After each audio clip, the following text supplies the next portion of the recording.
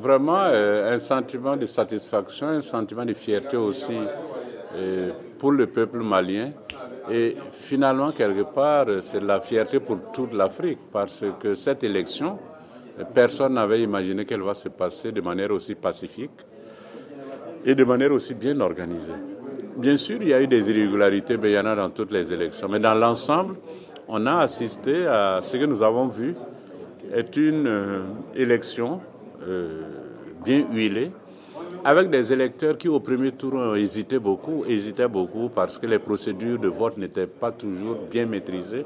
Mais au second tour, on a été surpris par le changement qui est intervenu, qui est dû en grande partie aux initiatives prises par la commission électorale, la direction générale aux élections et le ministère de l'administration territoriale. Et ça, c'est remarquable. Je crois que l'une des premières choses, certainement, étant donné toutes les difficultés qu'on voit après le premier tour, il y a sûrement un problème au niveau de la Constitution elle-même, que d'ailleurs nos amis maliens eux-mêmes reconnaissent.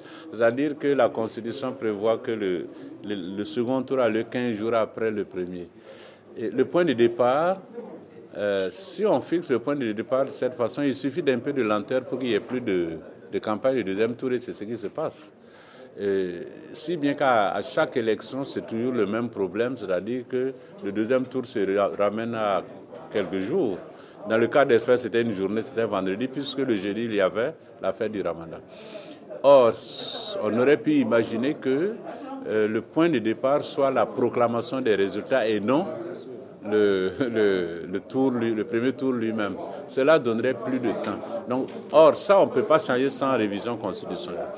Maintenant, vous avez tout le dispositif normatif au-dessous de la Constitution, dans le Code électoral, qui sur certaines questions, certainement, vous voyez la gestion des cartes électorales, la gestion du bulletin de vote, il y a nombre de questions comme ça sur lesquelles des améliorations sont possibles. Je dois dire que certaines lacunes ne viennent pas des textes, viennent simplement des pratiques.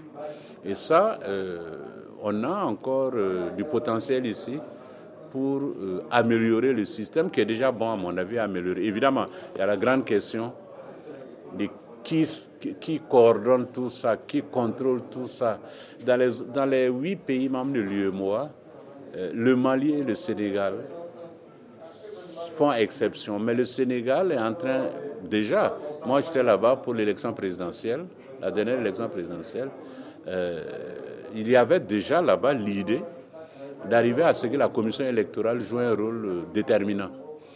Ici, on a les trois, ce que j'ai appelé l'autre jour, cette espèce de triplice. C'est-à-dire on a la commission électorale, on a le ministère de l'administration territoriale, on a la direction générale aux élections. Et le ministère de l'administration territoriale est en vérité au centre. C'est en vérité lui qui a l'autorité. Il y avait déjà eu ici une réflexion lancée pour fusionner, pour avoir un système avec un opérateur unique. Je crois que cette réflexion qui était déjà amorcée, il faudrait probablement la faire aboutir de telle façon qu'on sache qui est le responsable. C'est-à-dire qu'on n'ait pas à adresser les interrogations à 3 structures différentes. Ça, c'est à améliorer. Bon, il y a beaucoup d'autres choses à améliorer comme ça, mais je dois vous dire que nous, au niveau de l'UEMOA, au niveau du CIP surtout, on est tout à fait disposés à travailler avec nos collègues maliens, d'abord pour échanger les informations, pour revoir ensemble ce que nous pouvons suggérer de manière à harmoniser les pratiques, parce qu'il y a de très bonnes pratiques dans chacun de nos pays. Mais elles ne sont pas partagées avec les autres pays. Ici, par exemple, comme j'ai dit tout à l'heure dans ma conférence, si vous regardez la liste électorale, vous avez déjà les photos avec la date de naissance, etc. Ce n'est pas valable, ce n'est pas comme ça dans tous les pays. Il faudrait partager ça avec les autres pays, de manière à ce qu'on améliore progressivement le système.